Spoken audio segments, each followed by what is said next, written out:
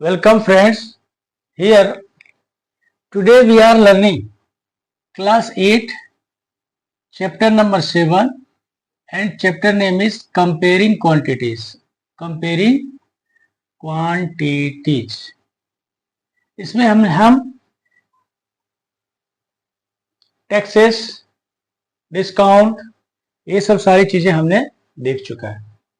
अभी आज क्या देखना है? वैल्यू समझ रहे क्या? वैल्यू अभी तक इस चैप्टर में हमने क्या क्या सीख लिया? डिस्काउंट, टैक्सेस, प्रॉफिट, लॉस, ये सब सीख लिया। अभी वैल्यू, किसी चीज की वैल्यू है। मान लो किसी चीज की वैल्यू है ए, ये वैल्यू बढ़ रहा है।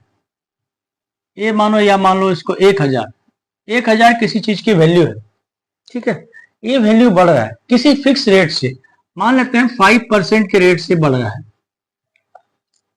ठीक। बढ़ के इसकी वैल्यू हो गई कुछ भी वैल्यू हो गई, और क्या बोल रहा है आपको? फिक्स है, 5% ही बढ़ रहा है, ईच ईयर बढ़ रहा है।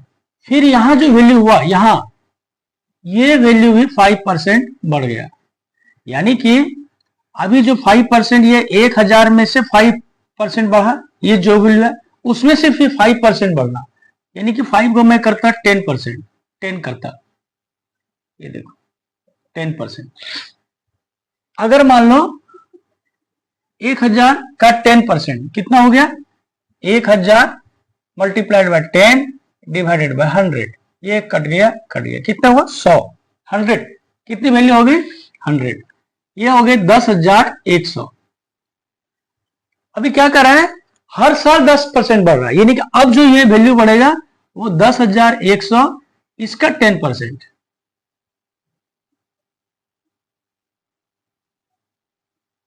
दस 10,100 इसका 10% कितना हो गया अपना? नहीं, 10,000 इकाई, दहाई, सैकड़ा, 10,000 नहीं, सॉरी 1,000 था, ये कितना हो गया? 1100 हो गया, ठीक है। कितना हो गया? 1100। अब इसका क्या बढ़ रहा है? 10% फिर से बढ़ रहा है, वही तो मैं कह रहा हूं, कुछ तो गड़बड़। तो कितने बढ़ गए? 110 रुपया बढ़ गए। यानी कि अभी जो वैल्यू हो गया वो वैल्यू कौन सी वैल्यू हो गई? 1100 प्लस 110, यानी कि कितने हो गए? 1101, 1200, 1210। ये जो ऐसा बढ़ना होता है इसको बोलते कंपाउंडिंग। क्या बोलते हैं इसको?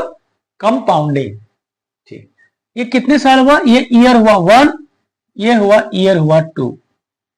और डायरेक्ट अगर 2 ईयर के लिए, यहां से डायरेक्ट 2 ईयर के लिए बढ़ना हुआ, 2 ईयर और 10% के हिसाब से, ये जो वैल्यू आएगी वो होगा सिंपल।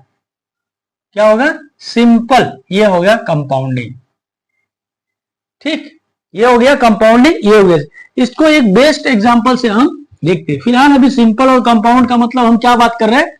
इंटरेस्ट की बात कर रहे हैं। क्या कर रहे हैं? इंटरेस्ट। कहीं लोन लिया या तो कहीं हमने अमाउंट जमा किया, तो अभी यहां पर लिख देते हैं हम सिंपल इंटरेस्ट, मतलब वैल्यू है सिंपल वैल्यू, कंपाउंड वैल्यू।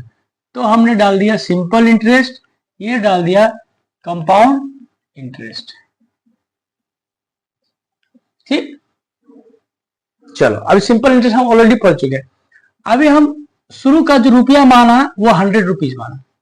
कितना माना? 100 रुपीज। और रेट ऑफ इंटरेस्ट जो है, मान लेते हैं रेट ऑफ इंटरेस्ट को मानता हम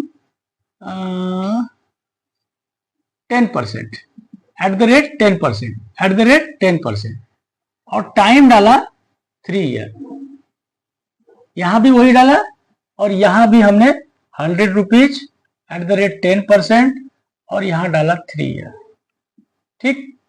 ओके, अभी दोनों तरह से हम सिंपल इंटरेस्ट, कंपाउंड इंटरेस्ट निकाल के अभी हम पढ़ना है। एक्चुअली हमको कंपाउंडिंग पढ़ना है। क्या पढ़ना है? कंपाउंडिंग। क्या पढ़ना है? कंपाउंडिंग, कंपाउंडिंग, ये हम एक्चुअली पढ़ रहे हैं। लेकिन आपको अगर इसको अगर सिंपल से अगर कंपेयर करके बताऊंगा तो इजी होगा। पहले सिंपल करते, चलो। तो ये जो वैल्यू होती है इसको बोलते पी, प्रिंसिपल अमाउंट। ये जो होती है वैल्यू बोलते आर, ये जो होती है वो होती टी। यहां पर है, यहां पर भी ये पी, ये आर, और ये हो गया आपका टी। यही है प्रिंसिपल, यानी कि इसको बोलते हैं प्रिंसिपल अमाउंट। अब आफ्टर ईयर 1, आफ्टर ईयर 1, ये देखो 1 ईयर के बाद क्या स्थिति होती है, इसमें और इसमें दोनों में हम कंपेयर करके बताते हैं। ठीक, रेडी, चलो 1 ईयर के बाद इंटरेस्ट कितना होता है, इंटरेस्ट SI बोलते हैं, सिंपल है तो सिंपल, इंटरेस्ट क्या होगा P into R into T divided by 100, यानी कि P हो गया प्रिंसिपल अमाउंट 100, R हो गया आपका 10%, टाइम हो गया 1, चूंकि 1 साल के बाद बोल रहे हैं, ये हो गया 100, ये कट हो गया, ये बचा आपको 10 रुपीज, कितना हो गया इंटरेस्ट, कितना हो गया 10 रुपीज। ए कितना होगा, ए मतलब 1 साल के बाद वो जो 100 रुपया था वो कितना हो गया 100 प्लस 10, कितना हो गया 110 रुपया। ठीक, फर्स्ट ईयर के लिए कंपाउंड भी सेम होगा, यहां SCI ना करके हम क्या करेंगे यहां SI ने हम खाली इंटरेस्ट डालते, इंटरेस्ट क्या होगा P into R into T divided by 100 into 10 into 1 divided by 100, यानी कि ये खत्म हो गया, ये हो गया 10 रुपया। ये अमाउंट जो हुआ पहला ईयर के बाद वो 100 प्लस 10 यानी कि 110 रुपया, इसको A1 बोलते, 1 साल के बाद, यहां भी हम बोलते A1। 1 साल हो गया, 1 साल में तो दोनों अमाउंट सेम है। अभी हम करते आफ्टर ईयर 2, दूसरे साल के लिए सिंपल इंटरेस्ट क्या होगा, देखो यही काम है, यहां क्या लिखते हैं P into R into T divided by 100, principal amount क्या होगा, सिंपल इंटरेस्ट में प्रिंसिपल अमाउंट आपका फिक्स रहता है, जो प्रिंसिपल अमाउंट फर्स्ट ईयर के लिए वही सेकंड ईयर के लिए वही थर्ड ईयर के लिए, यानी कि इंटरेस्ट भी सेम रहेगा 100 गुना 10, और ईयर कितना है, ईयर एक ही ईयर है, एक ईयर का तो हो गया, अभी दूसरा ईयर 10 रुपया, यानी कि A2 कितना निकालेंगे हम 110 रुपया पहले का प्लस ये 10 रुपया इंटरेस्ट जोड़ दिया, ये हो गया 120 रुपया, यानी कि पहले साल का प्रिंसिपल प्लस इंटरेस्ट, यानी कि आप ऐसा बोल सकते हैं कि पहले साल का इंटरेस्ट कितना हो गया 10 रुपया, दूसरे साल का इंटरेस्ट कितना हो गया 10 रुपया, प्रिंसिपल अमाउंट वही है, तो प्रिंसिपल अमाउंट में ये हमने जोड़ दिया, तो ये हो गया 120 रुपया। ठीक, अभी यही पर देखो, यानी कि इधर क्या है आपका इंटरेस्ट हर वक्त सेम होता है, यानी कि SI2 इतना है, अगर 1 साल के बाद अगर 1 साल के बाद आपको अमाउंट पे करना पड़ता, कितना पे करना पड़ता 110 रुपए, क्योंकि प्रिंसिपल, और अगर 2 साल के बाद अगर आपको करना पड़ता तो कितना करना, तो फर्स्ट ईयर के बाद 110 रुपया और 10 रुपया इंटरेस्ट जोड़ दिए फिर से सेकंड ईयर का, ये हो गया 120 रुपया। अभी देखो कंपाउंडिंग में क्या होता है, यहां पर जो हम इंटरेस्ट निकालेंगे, इंटरेस्ट वो क्या होता है principal amount into R into T divided by 100, यहीं पर एक फर्क है, यहां के लिए प्रिंसिपल अमाउंट कौन सा होगा, यहां पर जो इसका जो आपका टोटल अमाउंट हो गया फर्स्ट ईयर के बाद सेकेंड ईयर के लिए वो हो जाएगा प्रिंसिपल अमाउंट, यानी कि प्रिंसिपल अमाउंट इज चेंजिंग, यानी कि अगले साल के लिए प्रिंसिपल अमाउंट कितना होगा, आपका प्रिंसिपल अमाउंट जो 100 रुपया था वो तो था ही, और 10 रुपया आपने इंटरेस्ट पे नहीं किया ना, तो वह भी आपका प्रिंसिपल अमाउंट में ऐड होगा, यही अंतर है, डिफरेंस। इसीलिए लोन लेने वक्त कभी अगर सिंपल इंटरेस्ट मिले it is easy to take, compounding में ऑलवेज, प्राय सारे बैंक कंपाउंडिंग ही करके देते, प्राय नहीं सारे बैंक कंपाउंडिंग करके ही देते, यानी कि अगले साल के लिए ईयर 2 के लिए आपका जो प्रिंसिपल अमाउंट हो जाएगा वो केवल 100 रुपीज नहीं होगा, 100 रुपीज प्लस पिछले साल का जो इंटरेस्ट है वो भी ऐड होगा, यानी कि प्रिंसिपल अमाउंट कितनी होगी 110 इंटू रेट फिक्स रहेगा, टाइम भी फिक्स रहेगा, ये हो गया 100, यानी कि 11 रुपए। अभी देखो दूसरे ईयर के लिए सिंपल इंटरेस्ट में इंटरेस्ट था 10 रुपया, यहां हो गया 11 रुपया, यानी कि दूसरे साल के बाद अगर आपको पैसा जमा करना लोन लिया तो कितना हो गया 110 पिछले साल का प्रिंसिपल अमाउंट हो गया, क्यों प्रिंसिपल अमाउंट प्लस इंटरेस्ट, ये हो गया प्रिंसिपल अमाउंट अब प्लस इस साल का इंटरेस्ट, ये हो गया 121 रुपया। ठीक, अभी 1 साल के लिए और देखते, आफ्टर यहां भी कर सकते हैं अपन ईयर 3, चलो जाने दो, इसमें क्या होगा यहां पर फिर क्या होगा SI, फिर P into R into T divide by 100, यानी कि 100 इंटू 10, क्योंकि प्रिंसिपल अमाउंट फिक्स रहेगा, ये हो गया आपका 10 रुपया। A3 क्या होगा, अब देखो 100 प्रिंसिपल अमाउंट था, 100 प्रिंसिपल अमाउंट का था, उसमें इंटरेस्ट हमने जोड़ दिया 110 हो गया, उसमें दूसरे साल का इंटरेस्ट जोड़ दिया 120 रुपया, यानी कि 120 रुपया पिछले साल तक का और ये 10 रुपये, ये हो गया 130 रुपया। अब यहां पर देखो, यहां पर इंटरेस्ट क्या निकाले, यहां पर का जो इंटरेस्ट होगा वो कौन सा होगा, उसके लिए प्रिंसिपल अमाउंट यहां फिर लिखेंगे P into R into T divide by 100, लेकिन यहां के लिए प्रिंसिपल अमाउंट क्या होगा, ये वाला होगा, पिछले साल तक का जो फाइनल अमाउंट था। फाइनल अमाउंट मतलब प्रिंसिपल अमाउंट प्लस इंटरेस्ट, उस पर फिर इंटरेस्ट, यानी कि ये हो गया 121 इंटू 10 इंटू 1 डिवाइडेड बाय 100, यानी कि आपका हो गया 12 रुपए 10 पैसा हो गया आपका इंटरेस्ट तीसरे साल के लिए। तो फाइनल अमाउंट क्या हो गया आपका, A3 इक्वल टू पिछले साल तक का प्रिंसिपल अमाउंट कितना था 121 प्लस 12 रुपये 10 पैसा, यानी कितना हो गया 121 2 123 133 रुपया 10 पैसा। देखो यहां 130 रुपया, यानी कि 3 साल के बाद, अगर 3 साल के बाद आप 100 रुपया लोन लिया, 3 साल के बाद जमा करना हो, अगर सिंपल इंटरेस्ट के बेसिस पर आपने जमा किया तो आपको जमा करना पड़ेगा 130 रुपया, अगर कंपाउंड इंटरेस्ट के आधार पर कर दिया तो 133 रुपया, यानी कि डिफरेंस कितना हो गया 3 रुपया 10 पैसा ज्यादा हो गया कंपाउंड इंटरेस्ट। ठीक, ये डिफरेंस है सिंपल इंटरेस्ट और कंपाउंड इंटरेस्ट में, ध्यान आ गया क्या। अब इस बेसिस पर हम बार बार इतना करने का आवश्यकता नहीं है, इस बेसिस पर हमने एक फॉर्मूला को डेवलप किया है। ठीक है, वो फॉर्मूला क्या है, मिटा दो उसको, समझ जाएगा, first year second year third year. यहां पर क्या होता, अब इसको मैं मिटा देता, इसको मैं डिलीट कर देता।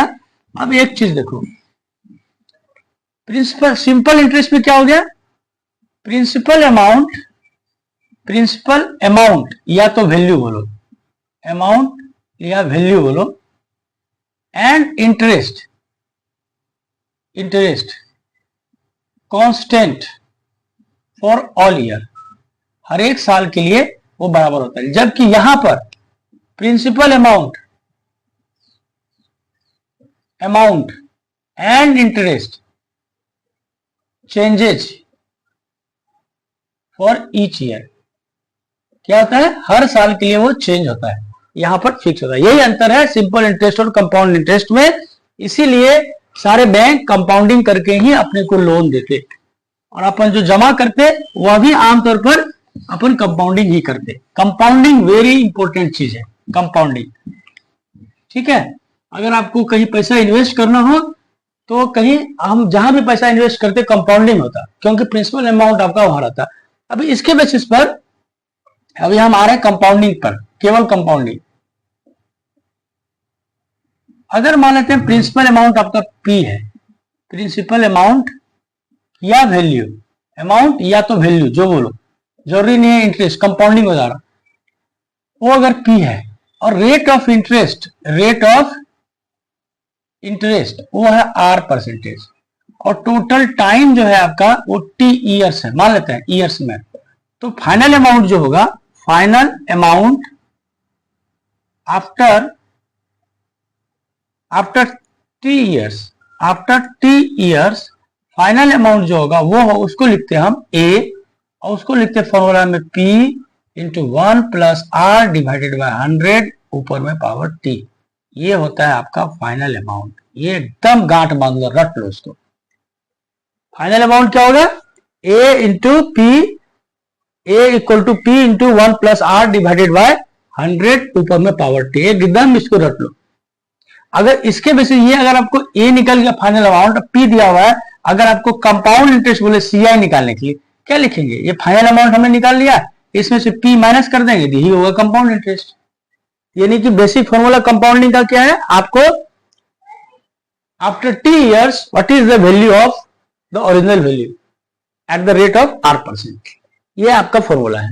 ये फॉर्मूला को मैं यहां पर लिख देता, A equal to P into 1 plus R divided by 100 into T, यही है। चलो अब इस पर क्या करते, कुछ हम एग्जांपल लेते। अभी देखो कंपाउंडिंग का यूजेज या एप्लीकेशन क्या क्या है। पहला तो कंपाउंड इंटरेस्ट, एक दूसरा क्या है, ग्रोथ ऑफ बहुत सारे एग्जांपल ऐसे, ग्रोथ ऑफ बैक्टीरिया, फंगी। जैसे एक तालाब है, ऐसा पाया गया कि इसमें जो बैक्टीरिया है, बैक्टीरिया वो हर साल 10% बढ़ता है, हर साल। सेम बात हो गया। या कोई चीज इसमें, या कोई बैक्टीरिया है, मान लो बैक्टीरिया है या कोई और चीज है इसमें, वो हर साल 10% घटता है, तो माइनस हो जाएगा। और यहां गौर करो आप, 1 प्लस आर डिवाइडेड बाय, यहां पर हमने अगर कोई चीज का वैल्यू घट रहा है तो हो जाएगा A P into 1 minus R divided by 100। यही दो फॉर्मूला है। अभी एग्जांपल से आपको समझेगा। क्या, अगर बढ़ रहा है तो 1 प्लस, अगर घट रहा है तो 1 माइनस। अभी देखो, यानी कि जहां हर एक ईयर कंटिन्यूअस उसी रेट से बढ़ता है या घटता है, तो वहां पर हम कंपाउंडिंग का इस्तेमाल करते हैं। चलो अभी 2-3 एग्जांपल मैं लिख के लाया आपके लिए। चलो शुरू करें।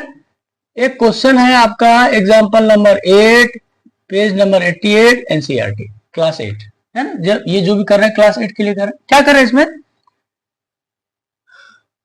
Find CI, CI equal to what, CI बोले तो कंपाउंड इंटरेस्ट फॉर 12,600 रुपए loan at the rate 10% per annum. पीए बोले तो पर एनम, पीए मतलब पर एनम, पर एनम साल दर साल, पर एनम कंपाउंडिंग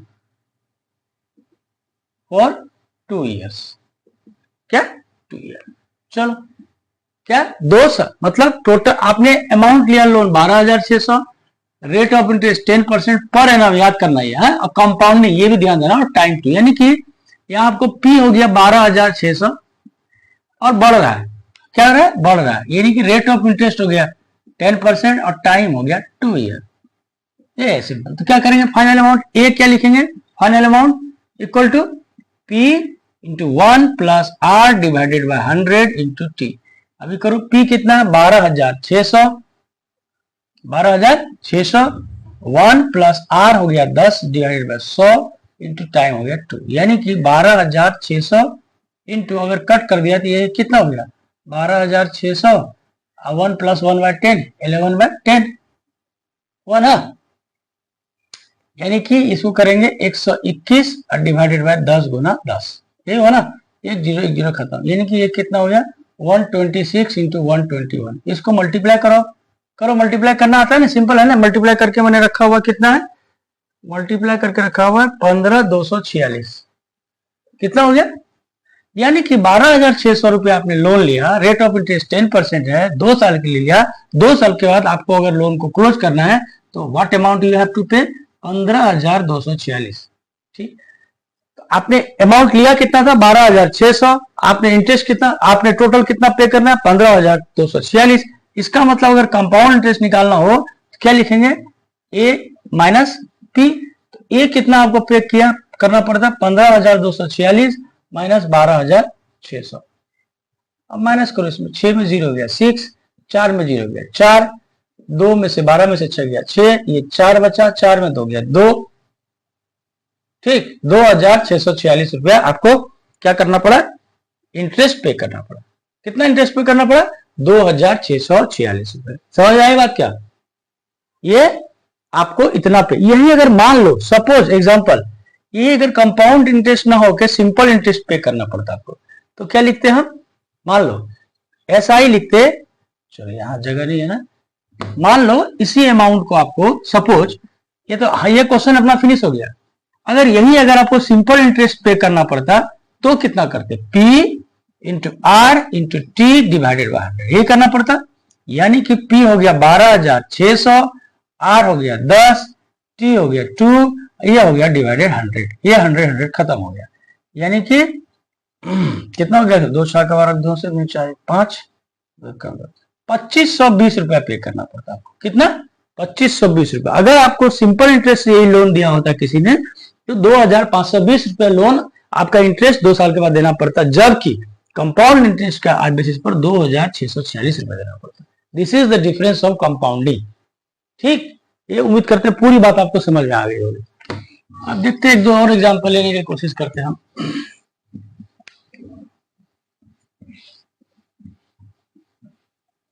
चलो क्या करते हैं, एग्जाम्पल है, हाउ एग्जाम्पल है एक population of A city, population of A city, एक शहर है उसका पॉपुलेशन है आपका 20,000, कब, इन 1999 में कितना था, 20,000, ठीक है। अब पॉपुलेशन जो बढ़ता है, पॉपुलेशन बढ़ता है, increased at the rate of 5% per annum, PA, find population of a city, of the city, population of city at the end of 2000, यानी कि आंसर देखो, ये हो गया 1999, इसमें पॉपुलेशन है 20,000, ठीक, कह रहा है 1999 के बाद क्या होगा, 1997 था, लिखा था ना 1997 था, क्या था 197, 1997 क्या हो गया 1998, 1999 और ये 2000, यानी कि कितने ईयर हो गए, 97 से 98, 1 साल, 98 से 2 साल, 2 साल के बाद 3 साल, ये 3 साल के बाद आपकी वैल्यू पॉपुलेशन सिटी की क्या होगी ये पता करना है। जबकि पता है हर साल 5% बढ़ता है आबादी, देख वो जो शहर है उसकी आबादी 5% बढ़ती है, यानी कि हम लिखेंगे ए मतलब फाइनल वैल्यू, ए मतलब final value, P into 1 plus R divided, यहाँ प्लस क्यों होगा, माइनस नहीं होगा इसलिए क्योंकि बढ़ती है, तो करो फाइनल वैल्यू क्या होगा, ए लिखेंगे, इसका मतलब at the end of year 2000, ए क्या होगा, यानी कि पॉपुलेशन क्या लिखेंगे, पॉपुलेशन क्या होगा, P इंटू P मतलब principal value, equal to principal value कितनी थी 20,000, 1 प्लस आर, रेट ऑफ बढ़ने का कितना इंटरेस्ट है 5,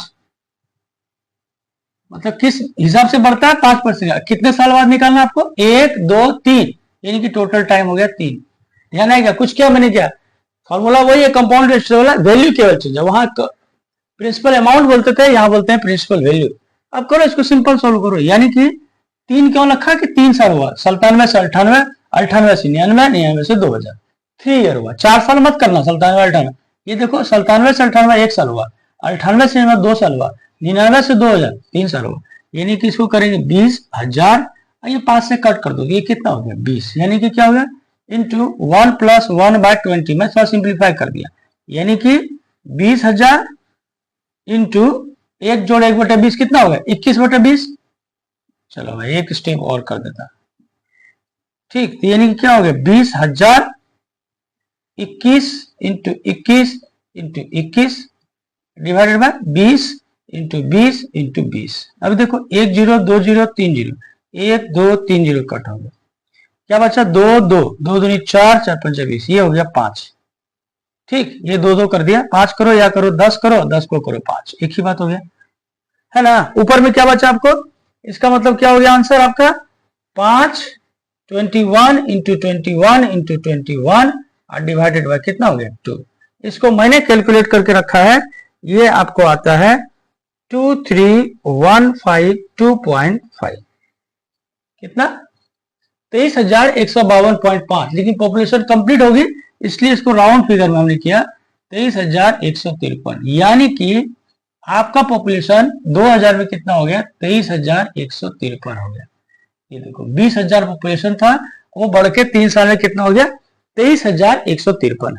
इस तरह से हम कंपाउंड इंटरेस्ट में जो फॉर्मूला पढ़े हैं उसको केवल कंपाउंड इंटरेस्ट के लिए नहीं है, वैल्यू के लिए भी हम चेंज किया, ये हो गया final value at after 3 year.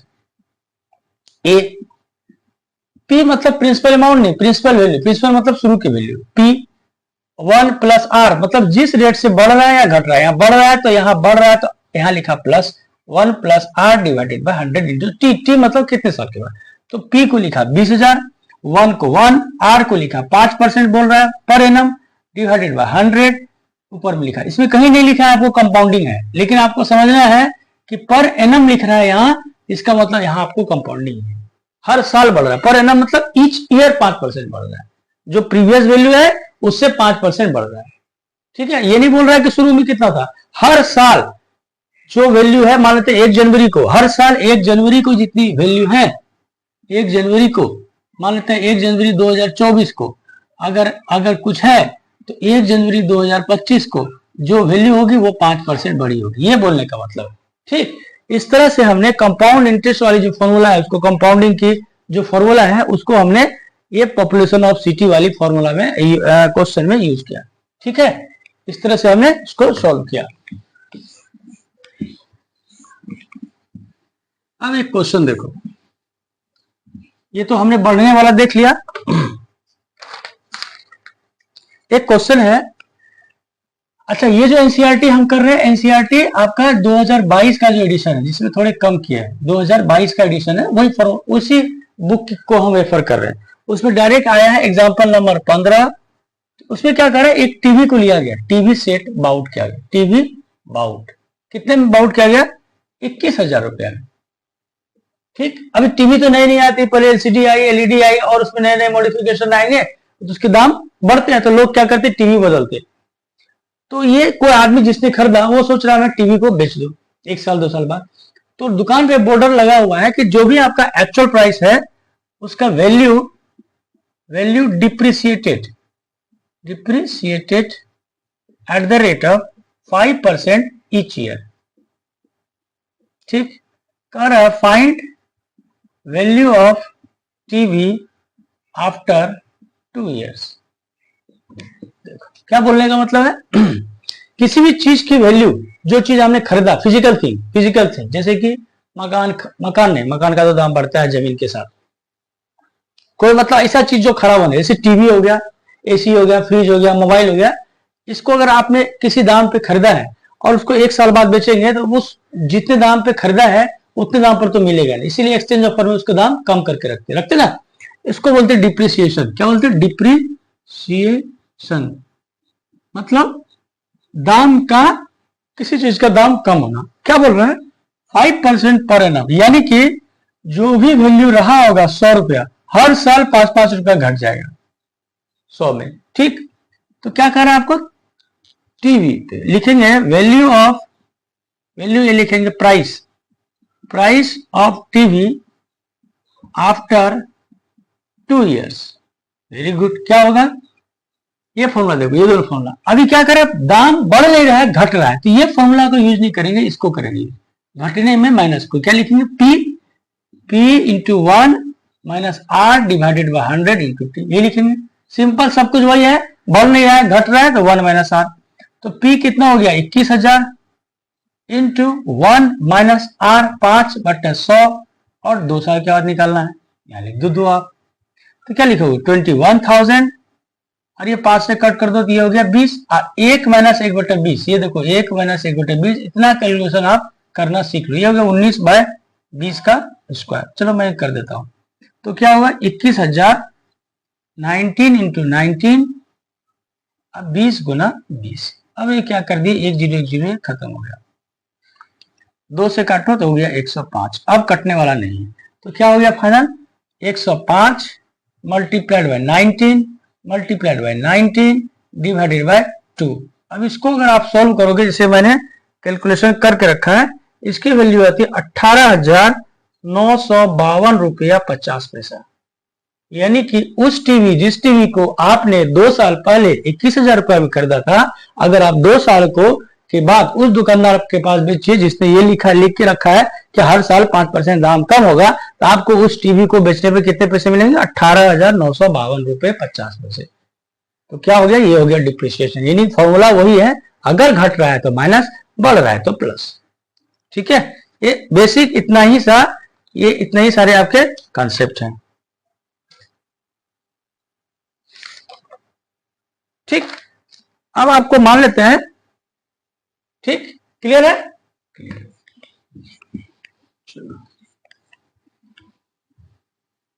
अभी एक और मैं एग्जांपल आपके हिसाब से मैं देता हूं। ये एक तालाब है या पॉन्ड है, तालाब है, इसमें से 1 लाख का इकाई सैकड़ा हजार 1 लाख क्या है, बैक्टीरिया है। बैक्टीरियाज हैं। ठीक, अब बोल रहा है हर साल 10% ये इंक्रीज होता है, अब मतलब इंक्रीज होता है हर साल, क्या हर साल 10% बढ़ता है। तो बोल रहा है आपको 2 ईयर के बाद, आफ्टर 2 ईयर बोलो या 3 ईयर बोलो, after 3 years number of bacteria in the pond, ये पॉन्ड है आपका, इन द पॉन्ड क्या है, ये देखो इसमें कोई इंटरेस्ट, सिंपल इंटरेस्ट नहीं है, लेकिन कंसेप्ट वही कंपाउंडिंग है। क्या है, हर साल आपका ईच ईयर आपका 10% बढ़ रहा है। इसका मतलब नंबर ऑफ लिखेंगे, number of bacterias after 3 years equal to, क्या लिखेंगे, प्रिंसिपल अमाउंट, ये इसको लिखेंगे, बढ़ रहा है ना तो इस फॉर्मूला को नहीं लिखेंगे, इसको लिखेंगे प्रिंसिपल अमाउंट। प्रिंसिपल कितना था, 1 लाख रुपए, प्रिंसिपल वैल्यू कितनी थी, 1 लाख, इंटू 1 प्लस आर कितना है 10 बट डिवाइडेड बाय 100। कितने साल के बाद निकालना आपको, 3 ईयर, लिख दो यहाँ 3 कर दिया क्या, 3 साल के बाद। अभी कुछ करना नहीं है, उसको क्या करना है, सोल्व करना है। अब सिंपल देखो, ये कट किया, 1 प्लस 1/10 यानी कि 11/10 का cube, 1 0 0 0 0, 11 multiplied by 11 multiplied by 11, इसका 10 गुना 10 गुना 10, यही है इसमें कैलकुलेशन। अभी देखो 1 0 2 0 3 0, 1 2 3 तो कट कर दिया, अभी हमको बचा क्या, ये 11 11 11 करना है मल्टीप्लाई। तब देखो 11, अभी मेरे पास कैलकुलेट क्या हुआ नहीं है, 11 को 11 से करेंगे 121, इसको 11 से करेंगे 11 का 11 की हासिल 1, 11 दूनी 22, 1 23 के 3 हासिल 2, 11 कर 2 13, यानी कि 1331, क्या हुआ 1331। ये मैंने मल्टीप्लाई किया मैन्युअली, और उस पर कितने जीरो होंगे, 1 2 0, कितना 1 2 0, नीचे खत्म हो गया, इकाई दहाई सैकड़ा हजार 10,000 लाख, यानी कि कितने हो गए। अभी देखो आपका था 1 लाख, अभी बढ़ के कितना हो गया, 1,33,100, इतने बढ़ गए, कितने बढ़ गए, यानी कितने बढ़े एक्चुअली 33,100 बैक्टीरिया आपको बढ़ गए। ठीक है, इस तरह से हम एक पॉन्ड में जिसमें 1 लाख बैक्टीरिया थे, और हर बैक्टीरिया की संख्या जो है 10 ईयर्स ईच ईयर बढ़ता है, तो 3 साल के बाद उस पॉन्ड में कितने बैक्टीरिया होंगे ये हमने निकाल दिया with the help of formula for compounding. तो ये कंपाउंडिंग वाली फॉर्मूला कंपाउंड इंटरेस्ट में भी लगता है, और किसी चीज की कंपाउंडिंग के हिसाब से ईच ईयर अगर बढ़ रहा है या घट रहा है तो दोनों स्थिति में हम इसको देखते हैं। ठीक है, चलो उम्मीद करते हैं ये पूरी की पूरी बात आपको कंपाउंडिंग की बात समझ में आ गई होगी। कंपाउंडिंग बोले तो कंपाउंड, इसका मतलब हुआ कंपाउंडिंग, कंपाउंडिंग, कंपाउंडिंग का मतलब हुआ बेसिक है आपका प्रिंसिपल अमाउंट या प्रिंसिपल वैल्यू पी, और इंटरेस्ट, क्या इंटरेस्ट या इंक्रीज या डिक्रीज वो चेंज होता है। ठीक है, यही अंतर है, प्रिंसिपल वैल्यू या तो इंटरेस्ट, प्रिंसिपल वैल्यू 1 और ये दूसरा इंटरेस्ट बोलो, या कितना बढ़ा या कितना घटा, ये जो वैल्यू होगी ये हर साल changes in each year, in each year. This is the difference of simple and compound. We have learned about compounding. What is the compounding? What is the uses of compounding? What is the effect of compounding? ठीक है, ये actually था class 8 का। फिर से लिख देता हूँ चैप्टर 7, और चैप्टर का नाम था कंपेयरिंग क्वांटिटीज। इस तरह से हमने, और ये जो बता रहा हूँ 2022 का जो एनसीईआरटी का एडिशन है उसके हिसाब से, इस तरह से मुझे लगता है आपको कंपाउंडिंग अच्छे से समझ में आ गई। तो पूरी वीडियो को आप 2 बार 3 बार देखो और क्वेश्चन को अपने से सोल्व करने की कोशिश करो। अब इसको सब्सक्राइब करो, लाइक करो, शेयर करो, और अगर कुछ इस वीडियो में मॉडिफिकेशन चाहिए और अच्छे से नहीं समझ में आ रही बात तो you make comment. Okay, thank you.